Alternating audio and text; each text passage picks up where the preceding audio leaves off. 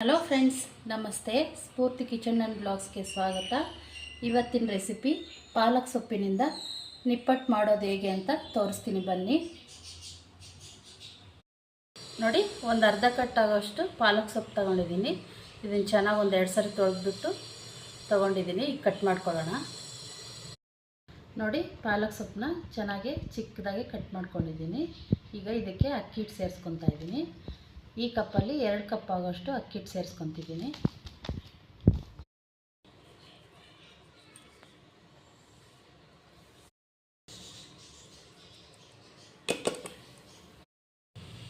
ನೋಡಿ, ಒಂದು ಸ್ವಲ್ಪ ಕರಿಬೇವಿನ ಸೊಪ್ಪು ತಗೊಂಡು ಕಟ್ ಮಾಡಿ ಇಟ್ಕೊಂಡಿದ್ದೀನಿ, ಹಾಕ್ಕೊಳ್ತಾ ಇದ್ದೀನಿ. ಒಂದು ಅರ್ಧ ಸ್ಪೂನಷ್ಟು ಅಜ್ವಾನ ಹಾಕ್ಕೊಳ್ತಾ ಇದ್ದೀನಿ. ಒಂದು 2 ರಿಂದ 3 ಸ್ಪೂನಷ್ಟು ಎಳ್ಳು ಹಾಕ್ಕೊಳ್ತಾ ಇದ್ದೀನಿ.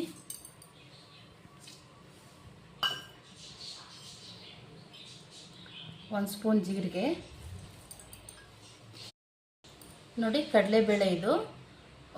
ಈ ಕಪ್ಪಲ್ಲಿ ಅರ್ಧ ಕಪ್ ಕಡಲೆಬೇಳೆ ತೊಗೊಂಡು 1 ಅವರ್ ನೆನೆಸ್ಕೊಂಡಿದ್ದೀನಿ. ಇದು ಹಾಕ್ಕೊಳ್ತಾ ಇದ್ದೀನಿ.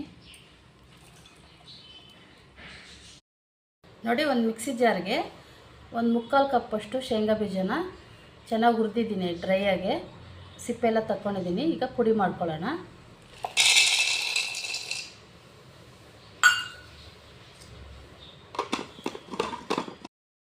ನೋಡಿ, ಶೇಂಗಾ ಬೀಜನ ಪುಡಿ ಮಾಡಿ ಇಟ್ಕೊಂಡಿದ್ದೀನಿ. ಈ ಥರ ಹಾಕ್ಕೊಳ್ತೀನಿ. ನೋಡಿ, ರುಚಿಗೆ ತಕ್ಕಷ್ಟು ಉಪ್ಪು ಹಾಕ್ಕೊಳ್ತಾ ಇದ್ದೀನಿ. ಒಂದು ಅರ್ಧ ಸ್ಪೂನಷ್ಟು ಖಾರದ ಪುಡಿ ಹಾಕ್ಕೊಳ್ತಾ ಇದ್ದೀನಿ. ಖಾರ ನೋಡ್ಕೊಂಡು ಹಾಕ್ಕೊಳ್ಳಿ. ನೀವು ಜಾಸ್ತಿ ತಿನ್ನೋರಾದರೆ ಜಾಸ್ತಿ ಹಾಕ್ಕೊಳ್ಳಿ. ಒಂದು ಸರಿ ಮಿಕ್ಸ್ ಮಾಡ್ಕೊಳ್ಳೋಣ. ಇದಕ್ಕೆ ನಾವು ಬೆಣ್ಣೆ ಆದರೂ ಹಾಕ್ಕೋಬೋದು, ಇಲ್ಲ ಎಣ್ಣೆ ಆದರೂ ಒಂದು 2 ಸ್ಪೂನಷ್ಟು ಕಾಯಿಸ್ಬಿಟ್ಟು ಹಾಕ್ಕೋಬೋದು. ನಾನು ಎಣ್ಣೆ ಹಾಕ್ಕೊಳ್ತಾ ಇದ್ದೀನಿ.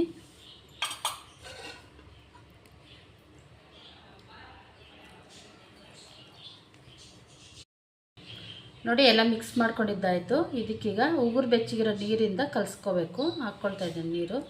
ಎಷ್ಟು ಬೇಕೋ ಅಷ್ಟು ನೋಡಿಕೊಂಡು ಕಲಿಸ್ಕೊಳ್ಳಿ. ಸ್ಪೂನ್ ಸಹಾಯದಿಂದ ಕಲಿಸ್ಕೊಳ್ಳಿ, ಬಿಸಿ ಇರುತ್ತೆ.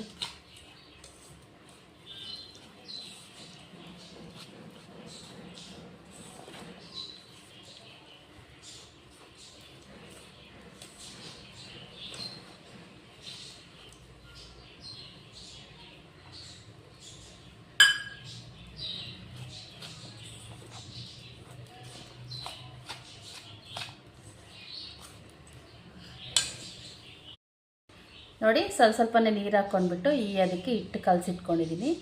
ಈಗ ಎಣ್ಣೆ ಇಟ್ಕೊಂಡ್ಬಿಟ್ಟು ಪಾಲಕ್ ನಿಪ್ಪಟ್ಟನ್ನ ತಟ್ಬಿಟ್ಟು ಫ್ರೈ ಮಾಡ್ಕೊಳ್ಳೋಣ. ನೋಡಿ, ನಾನು ಎಣ್ಣೆ ಪೇಪರ್ ತೊಗೊಂಡಿದ್ದೀನಿ, ಕಟ್ ಮಾಡಿ ಇಟ್ಕೊಂಡಿದ್ದೀನಿ. ಅದ್ರ ಮೇಲೆ ನಿಪ್ಪಟ್ಟು ತಟ್ಕೊತಾ ಇದ್ದೀನಿ. ಸ್ವಲ್ಪ ಕೈಗೆ ಎಣ್ಣೆ ಹಚ್ಕೊಳ್ಳಿ. ಬಟರ್ ಪೇಪರ್ ಮೇಲೆ ಸಹ ಈ ಥರ ಮಾಡ್ಕೋಬೋದು. ನೋಡಿ, ಎಣ್ಣೆ ಇಟ್ಕೊಂಡಿದೆ, ಕಾದಿದೆ. ನಿಪ್ಪಟ್ಟು ಹಾಕ್ಕೊಳ್ಳೋಣ. ಈಗ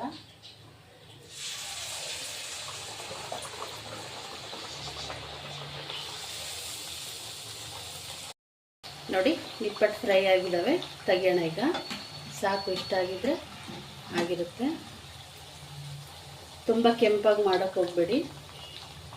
ಸೊಪ್ಪು ಹಾಕಿರೋದ್ರಿಂದ ಇದೇ ಥರ ಹಸಿರು ಕಲರೇ ಇರುತ್ತೆ ಇದು. ಫ್ರೆಂಡ್ಸ್, ನೋಡಿ, ಪಾಲಕ್ ಸೊಪ್ಪಿನ ನಿಪ್ಪಟ್ಟು ರೆಡಿ ಆಯಿತು. ತುಂಬ ರುಚಿಯಾಗಿರುತ್ತೆ. ಒಂದ್ಸರಿ ಟ್ರೈ ಮಾಡಿ. ನಮ್ಮ ರೆಸಿಪಿ ಇಷ್ಟ ಆಗಿದರೆ ಲೈಕ್ ಮಾಡಿ, ಶೇರ್ ಮಾಡಿ, ಸಬ್ಸ್ಕ್ರೈಬ್ ಮಾಡಿ.